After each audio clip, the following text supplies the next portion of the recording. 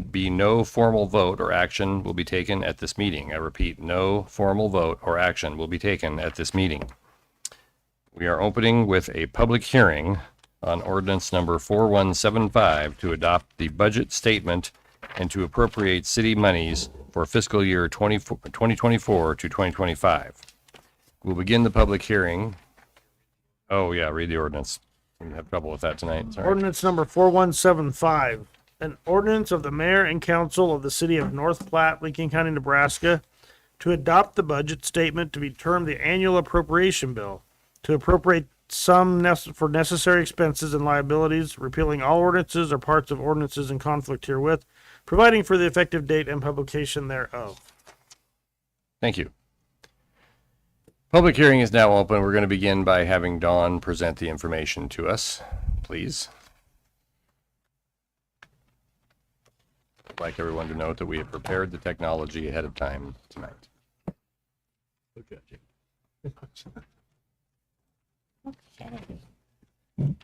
Mayor Kelleher, members of the City Council, Mr. Grosseth and Mr. Trzynski, in accordance with LB 148 passed by the Nebraska Legislature in 2020, we are holding tonight's hearing separately from any regularly scheduled meeting. We have 3 copies of the proposed 2024-2025 budget available for the public on the corner of the table. And we are providing this presentation outlining key provisions of the City of North Platte's proposed budget. Key provisions of the 2024-2025 budget include, first of all, no increase to property tax request asking over last year. So no increase to the dollars being requested for property taxes over last year's budget. Number 2, a reduction of the city's levy to 36.2423 cents per $100 of valuation. And number 3, the budget proposes a salary schedule that has been adjusted to comparability and incorporates a cost of living adjustment of 2.8% effective October 1st, 2024. This slide provides a graphical representation of the budgeted revenues for the general fund in the total amount of $39,860,952. This exceeds the city's 23-24 budget by approximately $1.8 million or 4.7%. $1 million of this difference consists of the additional $750,000 we are budgeting for sales tax and $250,000 more budgeted for beginning cash balance. An additional $12,575,678 of reserved cash balance is not reflected in the 24-25 general fund budgeted revenues. This pie chart illustrates the portion of the total that each of the various revenue categories comprise. Sales tax makes up $10.85 million, or 27.22% of the general fund revenues. A summary containing both the 24 and 25 budgeted revenues can be found on page 22 of the budget. Slide 4 provides a breakdown of the 2025 budgeted general fund expenditures totaling $37,171,056 by department.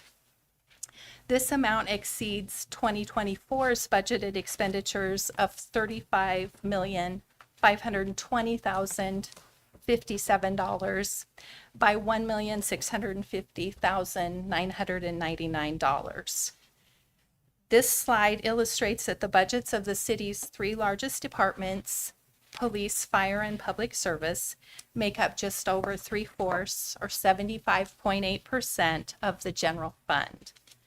A summary containing both 2024 and 2025 budgeted expenditures can be found on page 28 of the budget. And this slide compares the city's total 24-25 budget with that of 23-24 by fund type. The total expenditures shown in the darkened line reflects an increase of $25,829,267, or 10.36% from 2024 to 2025's budget. Most of this increase is in the utility funds and is primarily because of increased capital costs and the reclassing of the industrial wastewater treatment plant fund that was reflected in the other funds category in last year's budget. Slide 6 compares the city's proposed mill levy with the current 23-24 levy. The total levy being proposed for 24-25 of 36.2423 cents per $100 evaluation reflects a decrease of 3.89 cents or 9.69% from 23-24's levy.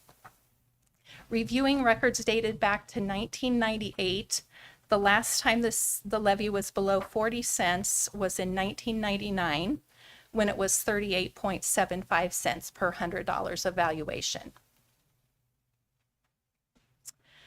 This slide provides a graphical view of the mill levy information that we just reviewed on the previous slide.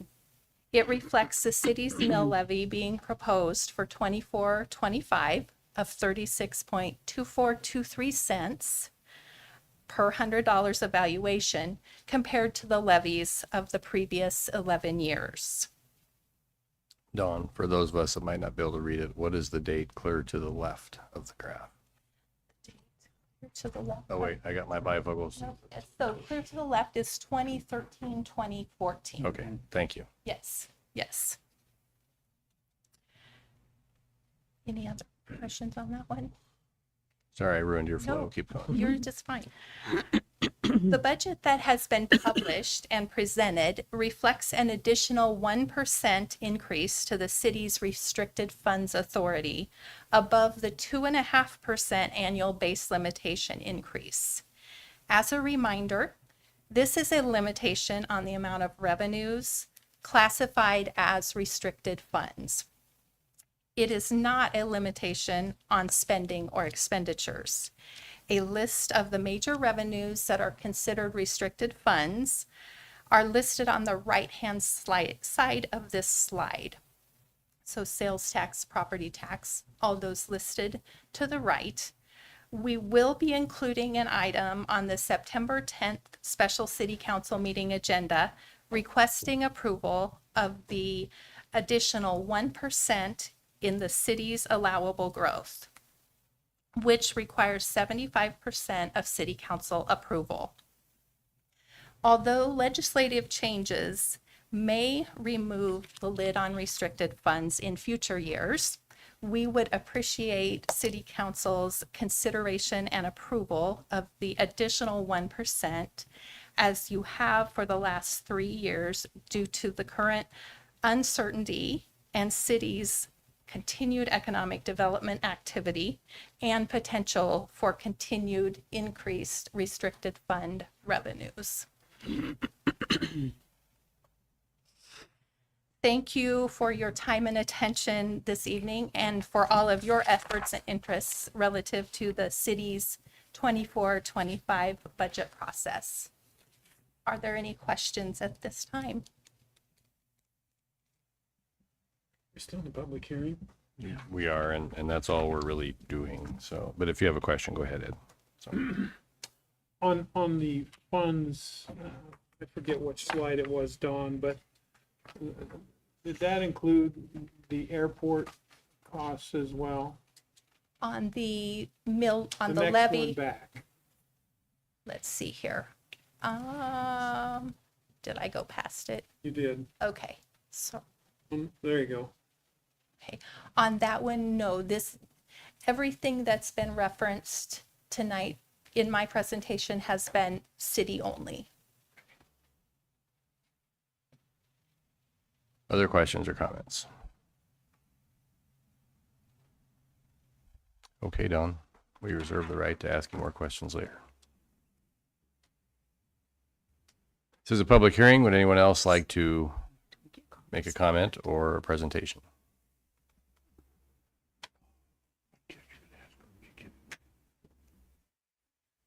Mayor Kelleher, members of the City Council. I was approached by Rebecca Harling, who had a vacation planned, or she would have been here tonight. And her concern was that our Juvenile Assessment Center and Diversion Program, which are about the only two things outside of traditional probation that we have in our community to treat or deal with youth that get jammed up or on the wrong side of the law, and to keep them out of the court system. Bill might be able to add to this, but it's my understanding that this is mandated, but not funded. Up to this point, we've been able to run the programs with a grant that's administered through the Crime Commission. The wages and the expenses of the program have gone up and the grant's gone down, which has made them wonder if they're going to continue to exist. Long story short, she called and said that she was going to try to seek out $20,000 from the county, ask if I would come to the city and maybe share a portion of her request so that we don't lose that program. I have Sergeant Johnson with me here tonight who can definitely speak to the details of the programs much more than I can, but I can tell you that it's about our only option other than going through the court system, getting a court-appointed attorney in most cases, and then ended up at the probation office. So the city uses it, the county attorney's office uses it, but I think it's important that you know that most of those referrals are probably through city law enforcement, not through county law enforcement, even though it's administered. Most of our citations are going through the county attorney's office as opposed to Bill's office. So if you were to get 20,000 from the county, how much more would you need to make you whole to keep this program I going? think she was going to ask for 20,000 from the county before she approached me. So I think her hope was maybe that the county and city would entertain splitting that amount if it was needed to keep the program sustainable. So 20,000 would make the program whole overall. And that's her assessment at this point. Okay. Chief, is this is it a pretrial diversion? Is that what it is? Yes. Essentially? Yes, the diversion program is, and then the Juvenile Assessment Center has some other programs, and I'll just let Jay speak to them because he deals with them every day. Okay. I do. I deal with the juveniles every day. So this is a program that I Officer wholeheartedly Johnson. support. Jay, sorry. We know who you are, but Yep. tell us anyway. Okay. Sergeant Jeremiah Johnson with the North Platte Police Department. Thank you.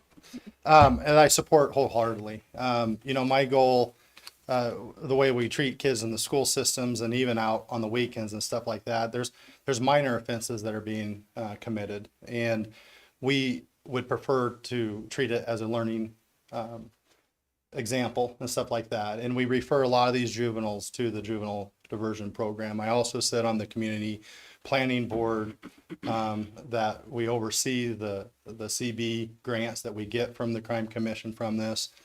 I've sat on this board for probably about a little bit over 10 years and dramatically has changed. They've taken a lot of stuff out of that, and the state mandates a lot for these juveniles, and where we live in the state, we don't have those resources. This is one facility that we do have in our community. What's nice about this is we can refer kids to this diversion center. Again, minor offenses, an attempt to keep them out of the court system, and not be, on the taxpayer base through probation and through court services and stuff like that. These services, what's nice is they connect the families and the students or to the juveniles to community-based organizations. So they do evaluations. So if they need treatment for alcohol or drugs or tobacco, they can do these treatments now and refer those out to counseling service. When it comes to aggression or conflict resolution, they're required to attend classes there at the diversion center and learn about conflict resolution, social emotional support. Their emotions are everywhere, And what's really unique is I have seen such a success through these programs, and it's constantly building. We hadn't had programs like this in the past.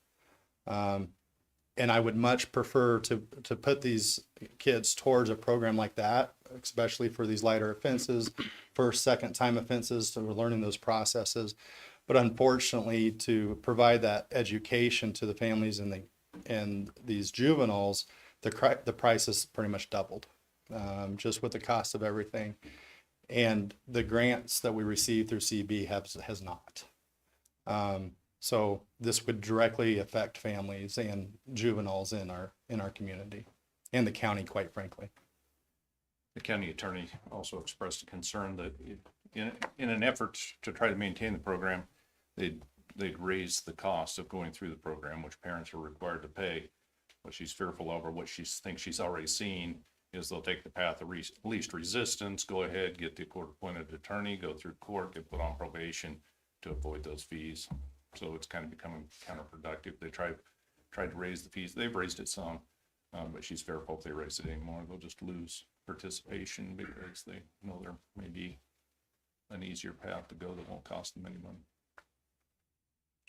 If I may, so from a taxpayer standpoint, you're saving the cost through the court system by doing the diversion. I mean, if we don't do this, then somebody's have to pay for the court-appointed attorneys, the actual judicial staff, plus, we're doing good for the community. But it isn't real, it's a cost savings deal as far as the taxpayer is concerned. Yes, and she's seeing better results, or she thinks the results are better through some of these alternative programs than just going through the court system. Go ahead, Donna, you've had Oh. your hand up for 2 minutes. Go ahead. I need an education, quick, okay? So the information that we received, it mentions Juvenile Assessment Center, changing behavioral alternatives, and diversion. Explain all of this. Do we have just one program and diversion is a catch-all So term for it, or the what? Juvenile Assessment Center is the building, and there's multiple programs within there. What we are asking is specifically for the changing behavior portion of that program. There's other services that's provided at this building, but we're specifically asking for the CB, for the changing behavior. That's where families can get involved with that without getting the court system and law enforcement involved with that as well. So where I've seen it changes a lot. With the way we've handled uncontrollable juveniles in the past, those days are gone. We don't treat them the same. The judicial system has changed through legislation a lot with some of those services. So sometimes that leaves parents in a hard position trying to discipline their child and educate their child, and they will get us involved. And this is a program that we can offer that family to find out, and oftentimes they find out other problems that might be going on with that child, or there might be things going on with the family or something like that. So this is specifically for that program in the Juvenile Assessment Center. So does this program, does it do testing, and do they have work assignments to do, or how are they treated? Because, go ahead. Yes. So they are required to report to the assessment center either 2 or 3 times a week. It kind of depends. The people that work there meet with the families, and they kind of build a system around their child of what problems they may be having in the house or at school or in the community, because the children are different. And then they kind of place them in education trainings. So 2 or 3 times a week, they would go and report there for an hour and a half, and there might be a presentation on conflict resolution. And then they'll do an exercise and just learning how to approach things that might be conflict, but that we don't have to fight about it, or we don't have to, how we can approach it like that. As far as testing, I guess I'd ask clarification what testing you're. Alcohol, drug. Okay. That kind That's of what testing. yes, thank you. And that's what I was believing. So that is no longer done through this program. And that is by the Crime Commission. We used to be able to, or they used to be able to do testing, drug, alcohol testing, tracking services and stuff like that. But through the years, the Crime Commission has reduced those services, and we're no longer allowed to do those services through that grant. Okay, another Now, the question. parent, in cooperation with them, the parent can do those testing, and they assist with those also. So if probation isn't working too well, or it's not a preferred treatment, is there a way to reduce funds to the probation office to put funds over into changing behavior? In this room. No. Probably can't do it in this room, right? Yeah, and I want to clarify too, these are for juveniles that are prior to that. These are the early, they're in they're first-timers. troubled. They may have committed a criminal mischief, something like that. And so this is an attempt to keep them out of the court system, out of probation, because these aren't kids that have already been in serious see. trouble. These Okay. they're just, that 13, 14, 15 age, and they're just lost in their ways, and they kind of help guide that together. Now, if they continue down their path, then they would see a court and a probation. But this is not what this program is. This is to prevent that.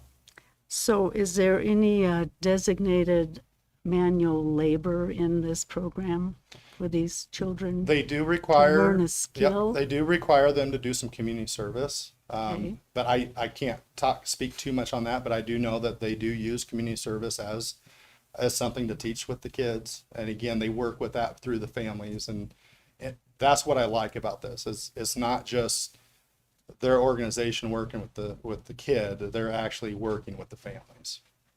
Okay, thank you. Bart? I have some experience with this program. I won't go into too many details, but at the time in the person's life that I know, this program was great for them. It taught them how to deal with their anger and aggression. This was an uncontrollable child. And there's a loving, caring environment, but they're very strict and they don't mess around with them. They expect certain things, and if you don't measure up, there's consequences. And in my mind, this is something that, as a city, we need to fund. My only question would be, is this really enough? Or maybe we should put a little more towards it to bring the cost down to the parents. I'm only assuming, but I think I'm probably right, that probably most of the parents that are involved with their children probably are lower income, and it's a burden to come up with the money. That's a fair statement. Money is a barrier for some families. Yeah, well, money, yeah. Unfortunately, it always is. So, I think it's something we should do, and I would consider even a larger contribution. It's good to help these kids when they're young. And, it doesn't work on all of them, but I noticed a great difference in the situation I was involved. It's a good tool. Unfortunately, it's one of our only tools, so I don't want to lose it, because you still have probation, and then later, if that don't work, you have jail and prison. So, you have to try something, and it seems to be getting pretty good results, and I sure hate to lose it because we don't have too much else. Brian?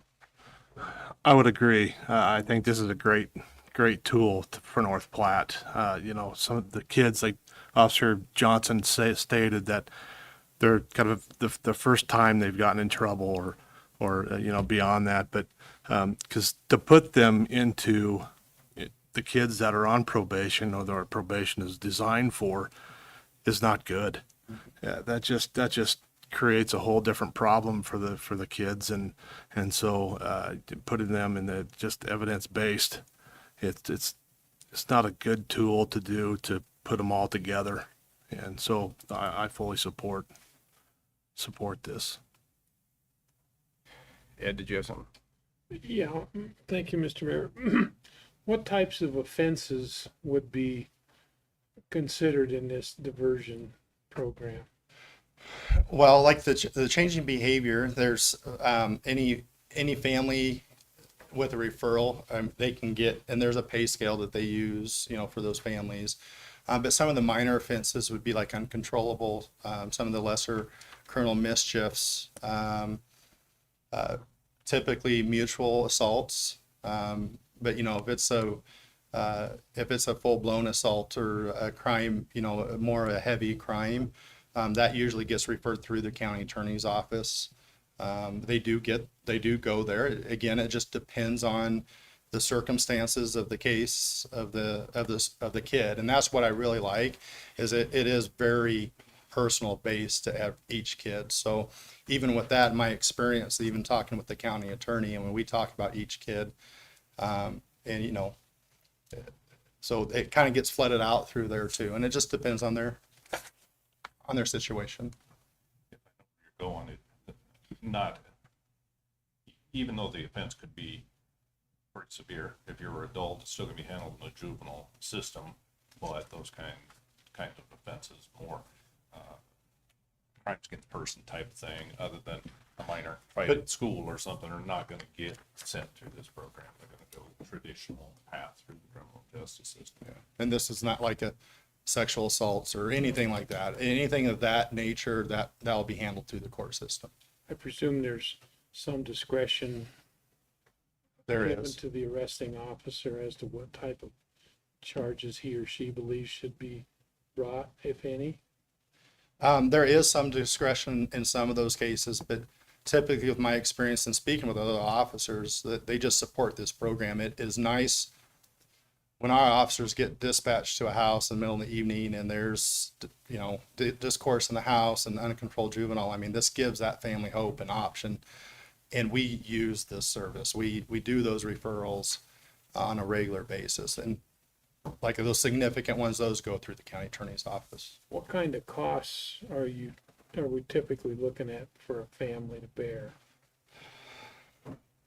Well, it's my understanding that the program doesn't have a definitive time period. Some kids may complete their assignments, if you call it that, quicker than others, but they pay by the week. By the week? So, And they do on a pay scale.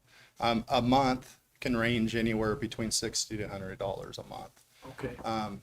But we have been told that those prices are going to double for just cost of staff and to put back into that program. So if it doubles, this is where you're asking additional money from the city to prevent doubling the cost to the family.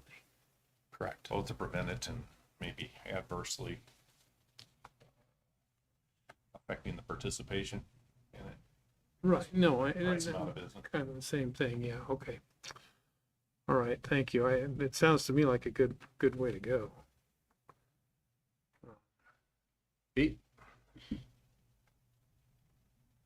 I'm hearing that this is an exceptionally worthwhile program by all the experts in the room. I think the bottom line is we have to kind of look to see what the county is willing to participate. But my question to you is, and I'm trying to come up with a dollar amount.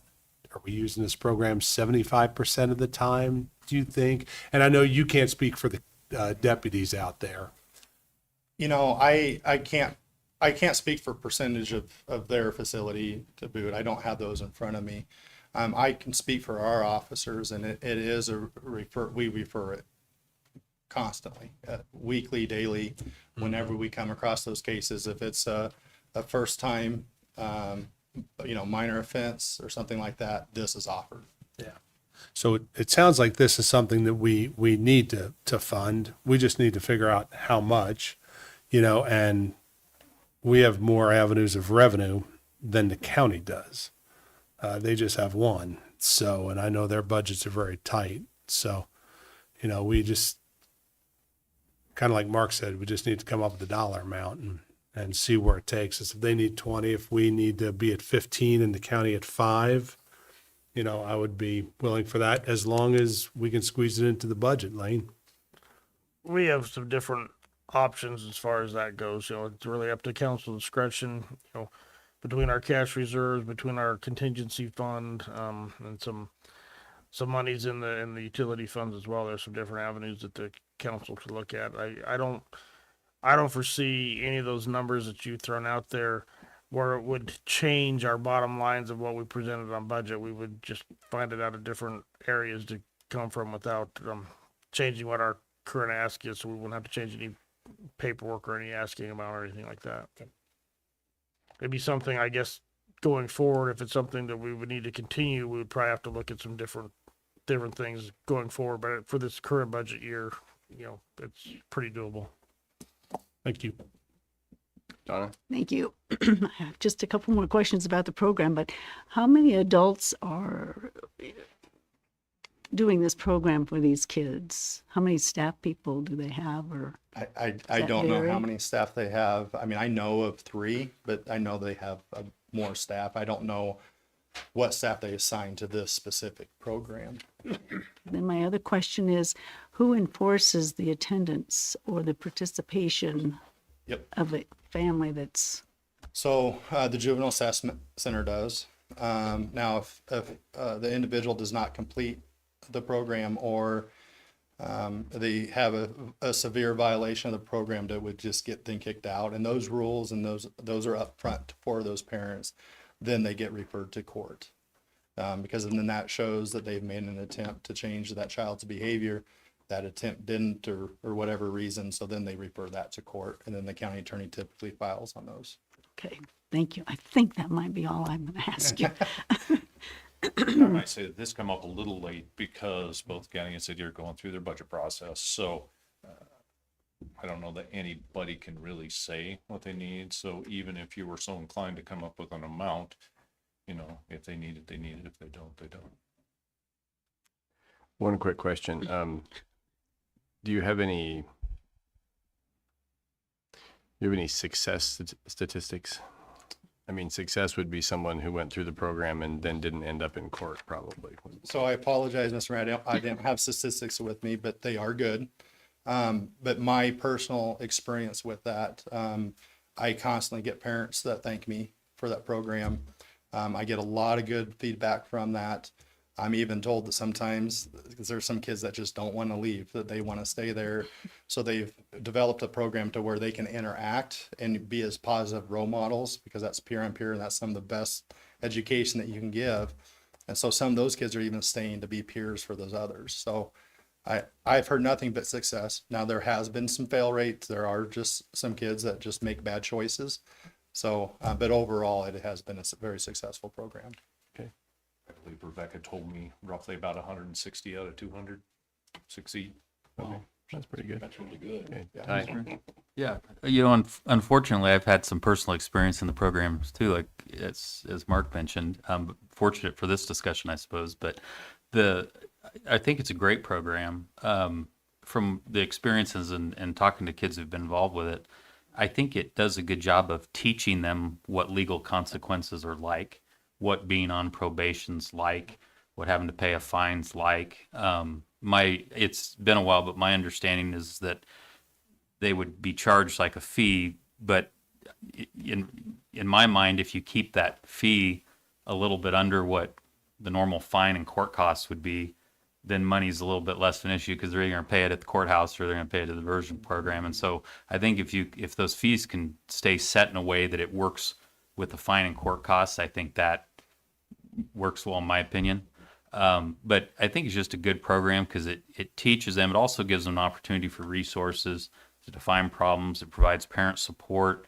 I think it's a crucial program. I'm probably not as excited to fund it in the utility side. I mean, if we can avoid that, because I really see it as a cost saving measure for a resource for our law enforcement and that. So to me, it should sit in that area where it's like the Chamber of Commerce with economic development. I can get my head around, that being on the utility side.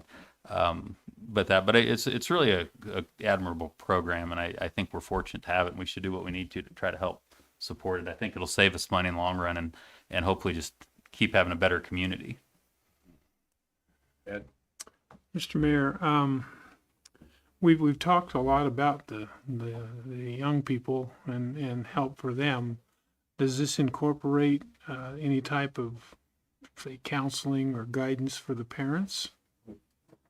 So this is a community based, the CBE is community based. So when they meet with these parents, and figure out what the problems are. Oftentimes, family counseling will be suggested and referred.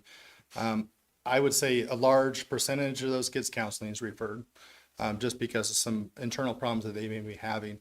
But if they identify the family needs counseling, now they can't force the family to do that, but they do offer the services. And that's one thing that's nice for families is not everyone is aware of the services that we do have individually, and this place can connect those families with those services. The other question that I have then, are any of the mentoring programs accessed with this diversion? So I'm not aware of any mentoring programs that are attached to that. I do know there are plenty of law enforcement that volunteer their off time and go to the facility and help the kids out and try to be role models themselves.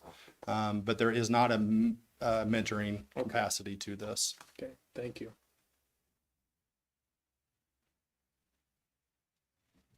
Thanks, guys. All right. Thank you for your consideration. Anyone else in the audience like to come and make a comment regarding the ordinance number 4175, the better known as the city's 25-26 budget? No, excuse me, 24-25. Sorry. Bifocal failure there. So let Sorry. me do another one already. Okay, sorry. You're sitting in this. Mr. Reeker. Mr. Mayor, I move that we adjourn for the second time. Second. We've got to close the public hearing first. Well, we got to close public hearing first. Mr. Mayor, I move, I'll second. Okay, motion by Nisley, second by Reeker to close the public hearing. Calling the question on closing a public hearing. Mr. Mayor, I move that we adjourn. Hold on. Gotta get this one done. Press your button, Ed. Ed wants to go. Ed, press your button. Hungry. Ed, you gotta vote. Gotta vote, Ed. Sorry. Okay, the public hearing is closed after some trepidation. As we have reached the end of the agenda, the meeting is now adjourned. Thank you, everyone. We'll see you back here in 1 week on September 10th